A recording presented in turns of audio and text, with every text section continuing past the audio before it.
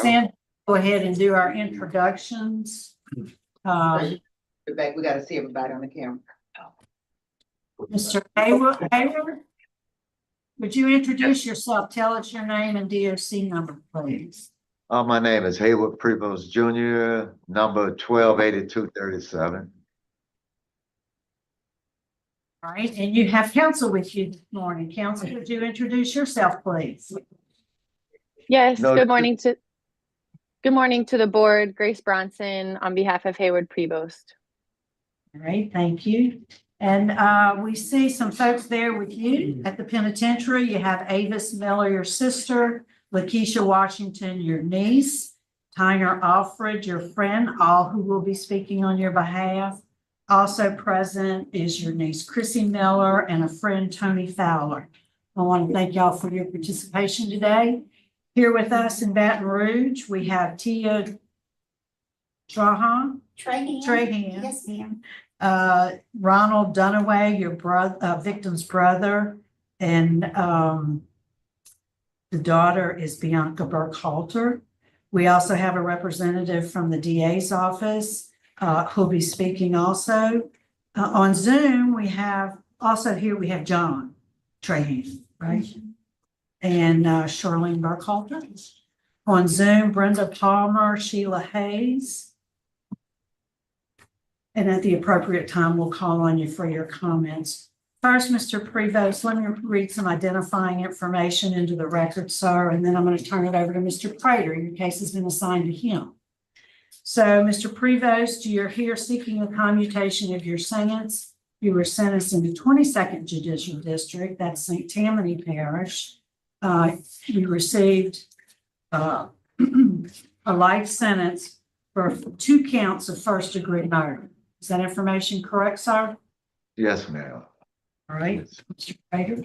Okay, how are you today, sir? You doing okay? Yes, sir. Yes, sir. All right. Doing good. And hello to the folks behind you too. I'd like to hear from you. What happened? What happened when in 1988 when things went so sideways here? Tell me about that. Well, back in 1988, that particular night there, I consumed a lot of alcohol, marijuana. We smoked weed and maybe snorted coke and everything. So that night was just a very, very tragic night in my life. And that's one of the things that went on that night.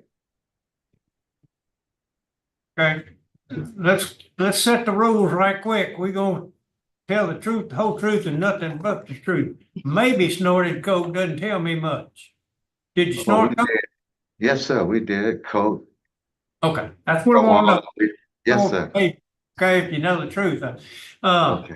Okay, so you were on drugs when this all happened, and tell me why,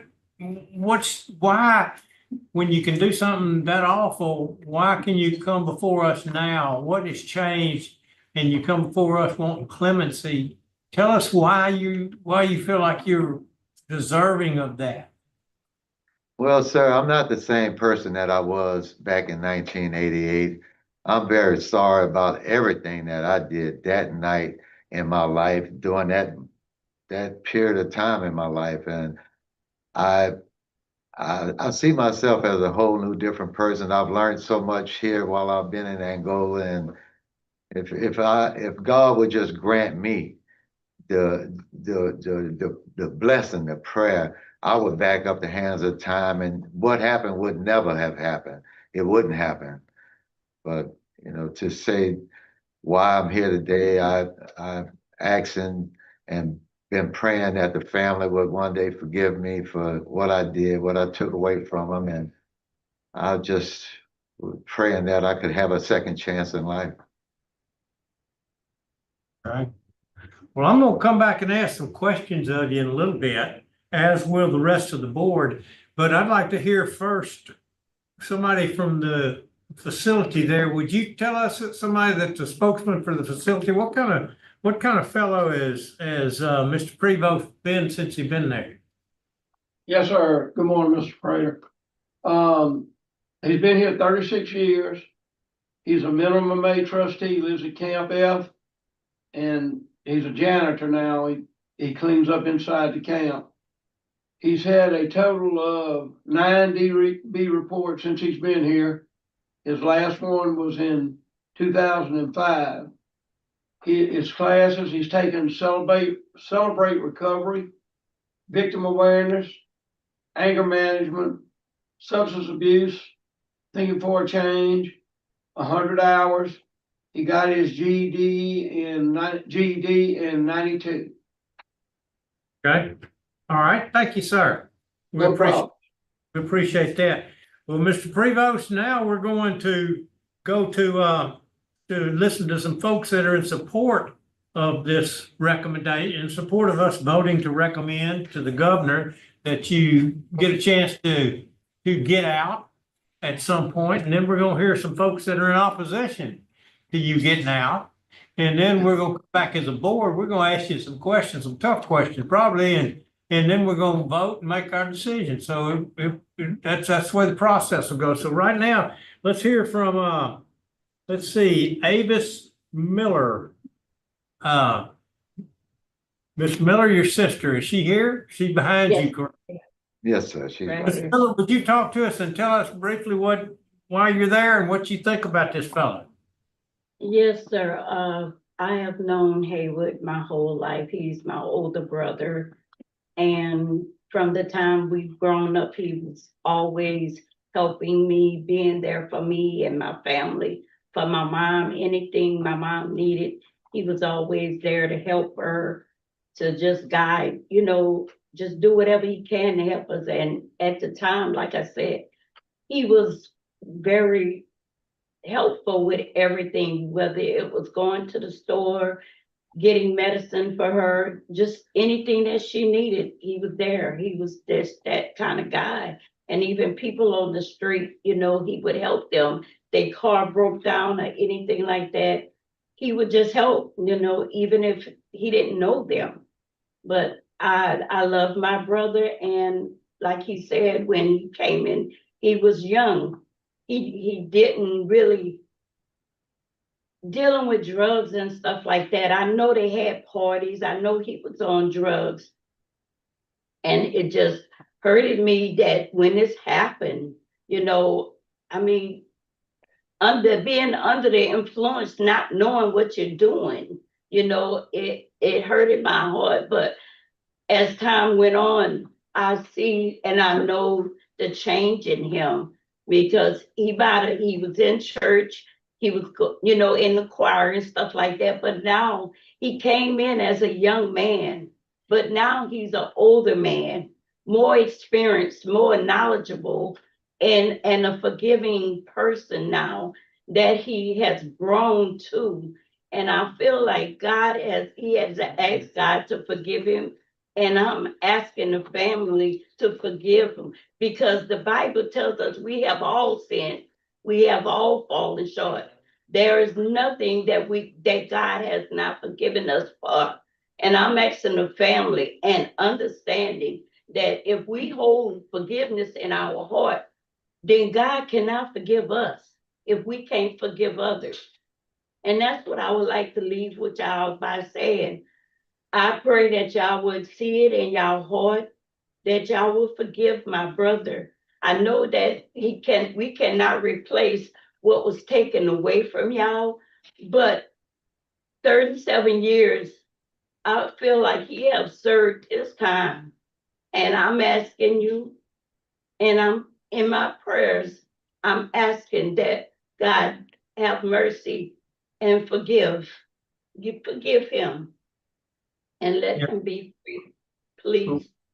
We appreciate that. Thank you very much. And please understand, it's not for us to decide whether to forgive him or not. Our decision has to be what's best for the public, and if we truly believe that he's repentant and changed. So we have it's not a forgiveness thing with us. I just thought I'd make sure that you understood that, and because we don't think anything to me. And so, okay, well, let's move on. Miss Lakeisha Washington, the niece, would you talk to us, Miss Washington? They can hear you. Yes, sir. I love my uncle dearly. Growing up, we all lived in the house together. It was my grandmother, and my uncle, my aunt, my cousin, my mom, and I all in the same house. So we were all very close. I remember countless times, my dad wasn't really a part of my life. And my uncle really filled that void for me. One day, me and my cousin were out there playing in the ditch, trying to catch minnows and stuff. And next thing I know, my uncle just comes and snatches me up. And I'm like, what was going on? There was a huge snake in the ditch that I didn't see. And, he saved me from that. He protected me. And, until, he went to prison, he was always for that, always that for me, a protector. And he would just take time with me and my cousin, taking us out places. And I've just always been, so I always admired him and looked up to him. When I went off to college, he would write me letters, just encourage me. And then went off into the Navy, and even then just encouraged me and told me how proud he was, and how he wish he could be there. And I know he's sorry for what happened. And again, like my mom said, we just pray that the family can, see it in their heart to forgive him. He is a good man. He is a very good man, always has been. Even he in jail, he has taken the time. Anytime someone comes to him for help, he's taught them leather work, woodwork, just always a good person.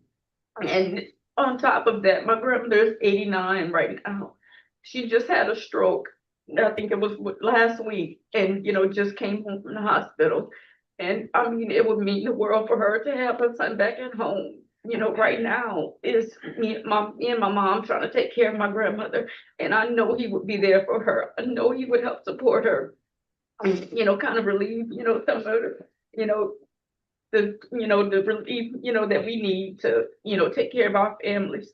But he is a good man, and he is truly sorry for that night, and wishes he could take it back. We all wish he could. I love my uncle. Okay, well, we appreciate what you said, and it does sound like you got some very fond memories of a good man, and we appreciate that. And I'm sorry, Miss Grace Bronson is the attorney. Miss Bronson, I'll call on you last if that's okay. Okay, right after Mr. Tyner Alfred, who is a friend, and he's also there at LSP. So, Mr. Tyner Alfred, would you tell us what you know about this fellow? Yes, sir. Been knowing Hayward all my life. I knew Mike and the Burkhalters, and we all grew up together. We all were good friends, and it's a bad situation. I love both of the families. We real good friends, but I know Hayward. I spent a lot of time with Hayward before that. Us and them, we fished together. We did all kind of things together, and I've seen a number of times we would be riding down the road, somebody broke down on the side of the road. Hey man, pull over, let's see if we can help him out. He just have a good heart, and when that happened, I couldn't believe it. I mean, I had to hear it from his mouth for me to believe that even happened, and I just pray, and I ask the family to find a place in their hearts for forgiveness, and Jesus died on the cross for us. He didn't do nothing to nobody, and he took all our sins upon himself, and he forgave us for doing what we did to him, and so I just pray, that they can find it in their hearts to forgive him. And I know he's truly sorry for what he's done. I've talked with him a number of times, and I know he's told me, he said, T, I wish I could take it back. He said, but I can't, and it was just a bad situation, and I have a lot of love for him. I know if he gets out, he'll have a job. I'm a business owner. I will give him a job. If he needed a place to stay, I give him a place to stay also. So, Sound like a good friend, and we appreciate those comments, and appreciate you sticking by him. That's important to have a friend that will stick by you. Ms. Bronson, would you wrap up the supporters before we move on to the opposition? And I apologize for not introducing you first and checking with That's you. okay. That's okay. Thank you, Mr. Prater. Good morning to the board. Good to see you all. Sorry I couldn't be there in person. I'm handling multiple things, but I appreciate your time as always. I'm here before you today representing Hayward Prevost, who, as you heard from Angola, is a Class A trustee at Camp F. He has very minimal disciplinary record over the last almost 37 years of incarceration, and his last write-up was 20 years ago. Mr. Prevost, as we go through his record in Angola to show his extreme rehabilitation and the work that he has done since this incident. But I want to first start with the incident itself and the death of Mr. Michael and Anita, and have spent a lot of time talking to Mr. Prevost about that day and prior to that day, what led up to that. Mr. Prevost had a supportive family, as you can tell, has always had people, good guidance. He started working very young, offshore. He had a job with Wells Fargo for many, many years. And in the couple months leading up to this offense, Mr. Prevost was laid off and was not working. And at this time got into a spiral of drinking and using drugs. And he hung out with people where they all would party and there were no problems, but they would get to a point where things were, they couldn't remember, as we say, blackout, or the recollection was not there.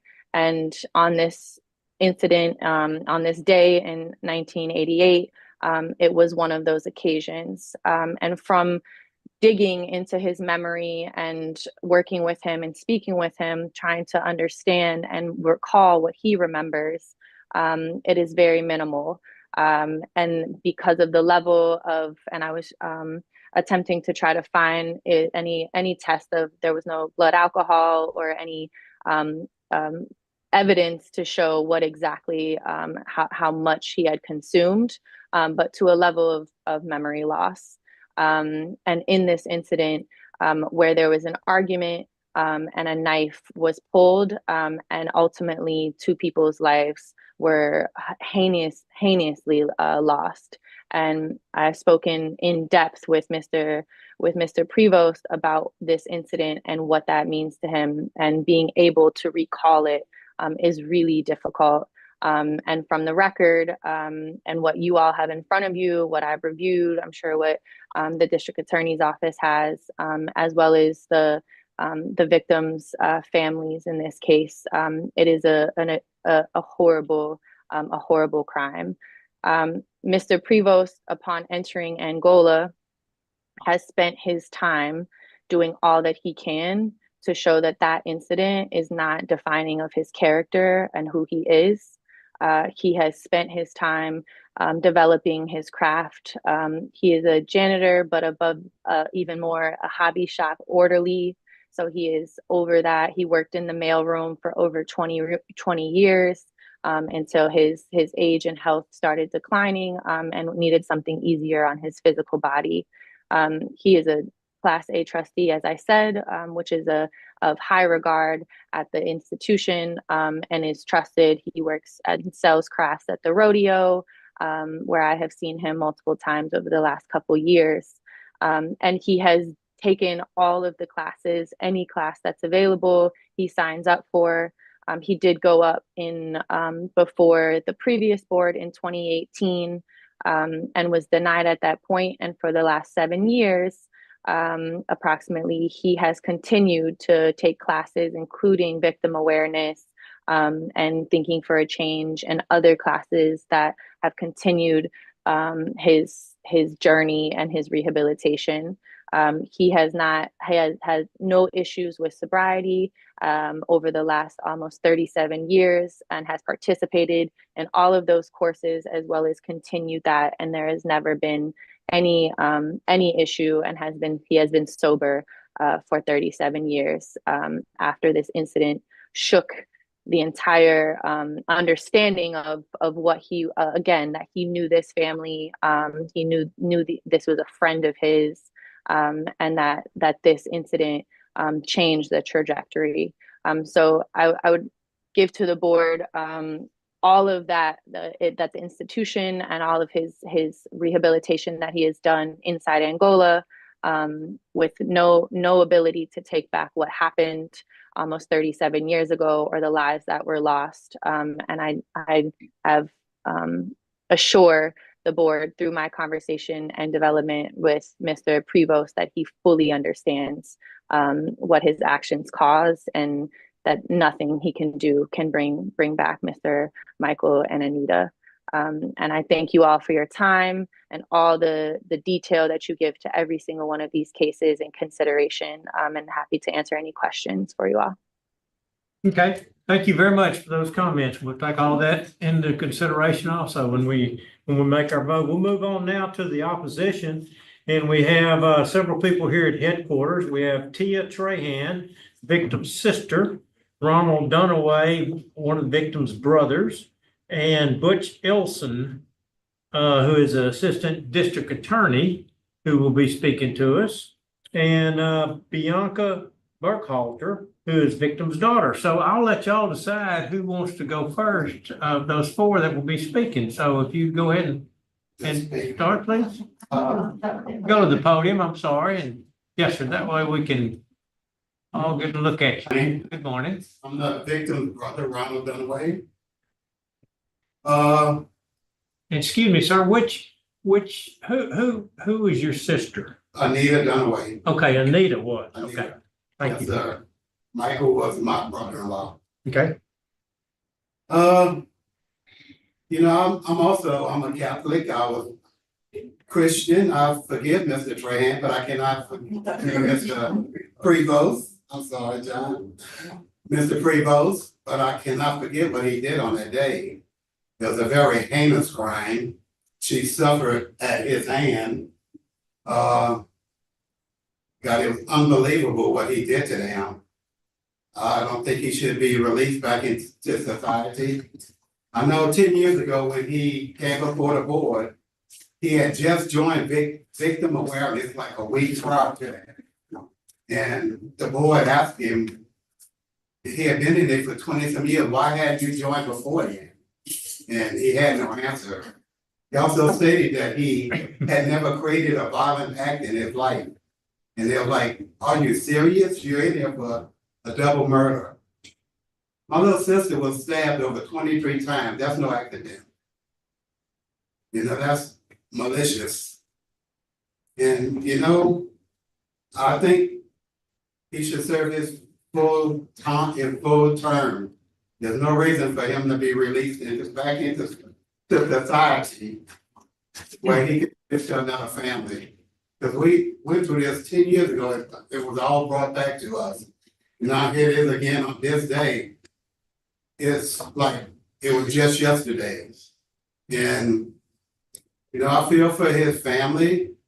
I feel for, I guess, his mom that's sick. I pray that the Lord heal her. But for him to be released back into society, I hope you all see past the persona he's presenting here today. I just beg that y'all look at his true background. On that night in question, yeah, I know they did drugs, but I also know he got a ride to their place, left their back door open, and went into the house and committed this violent act because my sister had won $500 that night at bingo. And that's why he went back to get the money. He also stated, I'm sure, I don't know if the DA gonna bring this up, that he needed the money to pay his grandmother a speeding ticket, is what was told in the street, after he was saying in the streets. He was a good man, but this is what was known on that day, that he left the door open. He was not drugged out of his mind. he was given a ride by a guy named Glenn back to their house. He was there early, he left, he came back. It was premeditated. And I just ask that you all do not grant him a chance to go back into society. Thank you, sir. We appreciate that. Appreciate you and all of y'all coming to see us this morning. Yes, sir. Okay, who'd like to speak next? Would you introduce yourself, please, ma'am? Yes, sir. Hi, good morning. My name is Tia Dunaway Trahan. I am Anita Dunaway Burkhalter's sister, her baby sister. Hey. Members of the parole board, I'd like to bring you back to October 27th, 1988. My sister and I, who is not on drugs, my sister and I were enrolled in a junior college. She had called me that morning to make sure that I was awake. I lived about 20 minutes away from her. She called. My dad answered the phone. He came and told me that my sister was on the phone. We spoke. She asked if I was up. I said, yes, I'm up. I'm getting ready, but maybe let me sleep a few more minutes. I hung up the phone, got in the car, picked up friends, drove to her house just like I did every morning to give her a ride to school because they only had one car. Upon arriving that morning, I walked to my sister's door. Going in, she usually had the door ready for me because she was leaving to getting ready to kiss Bianca goodbye and kiss Michael goodbye. I walked in screaming her name, Anita, Anita, I'm ready, let's go, we're gonna be late. I walked in and walked from the corner. Excuse me. What I saw was something that could never be erased from my mind, from my brain. It was my sister laid up in a corner in her living room. Obviously, Mr. Prevost had propped her up in the corner with blood poured out of her body, just lifeless, sitting in the corner.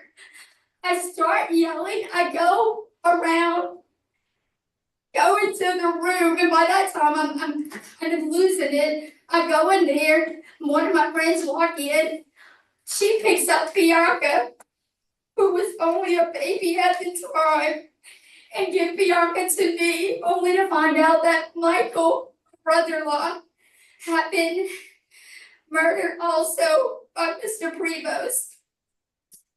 This was something that I can never forget. I am 56 years old now, and I can tell you that there's not a day that somehow that image surfaces back into my mind. I see it over and over and over again.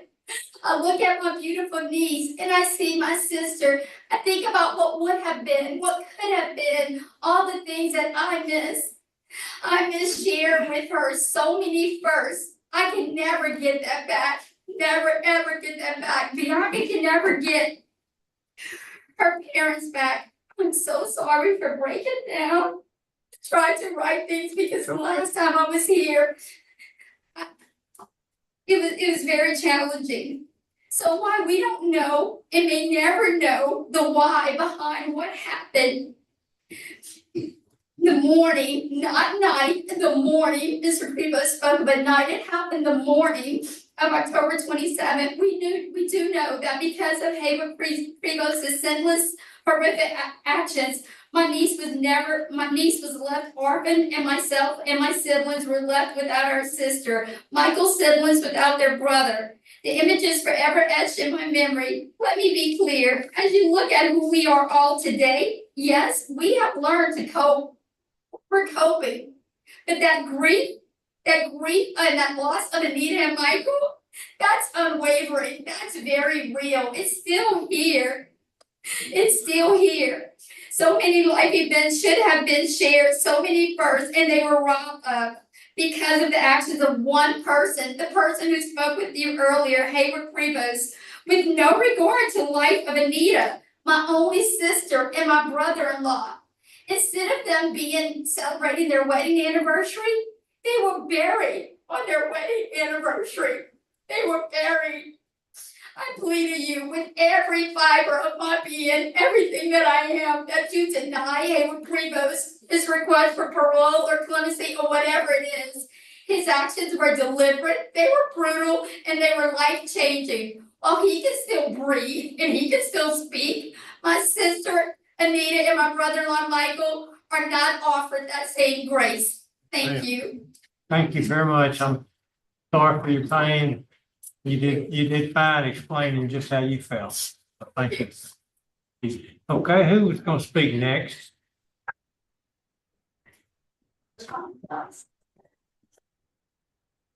Thank you. My name is Bianca Burkehalter. I'm currently 37 years old.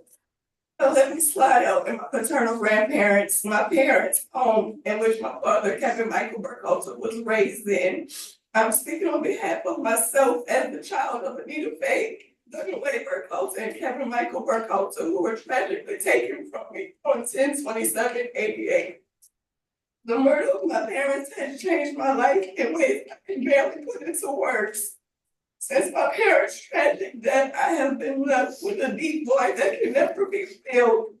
Both children had the opportunity to know their parents, have memories, the chances to know who their parents were. I have none of that. I was born on December 12th, 1987. I spent several months in the hospital as I have severe asthma and I coded several times as a baby. I had to be monitored very closely my first year of being born. I had to even wear an oxygen tank and carry it around that my mom used to call my purse. I was their miracle baby. I can only live through the very few pictures I have and stories my grandparents told me since they passed away. I was told I was my parents' world, their foundation, their source of love, and we were taken away from each other after only 10 short months together. I wake up each day with pain of knowing that I can never speak to them, never seek advice or share important moments in my life with them. They missed my first steps, my first day at preschool, my first day at high school, college, my graduations, all my major accomplishments in my life. I just have to imagine how proud they would be of me. It is lonely and it's constant. A void that can never be filled.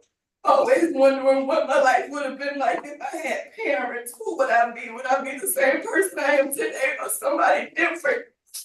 I struggle emotionally, mentally, and even physically from their passing. The grief has had an impact on every part of my life. I had nightmares as a child, questions that nobody had the answers to. Why did you kill my parents? Why didn't you kill me? Why was I left crawling in my parents' blood? Why should someone that was their friend kill them? Like, just why? Everyone just told me everybody loves my parents.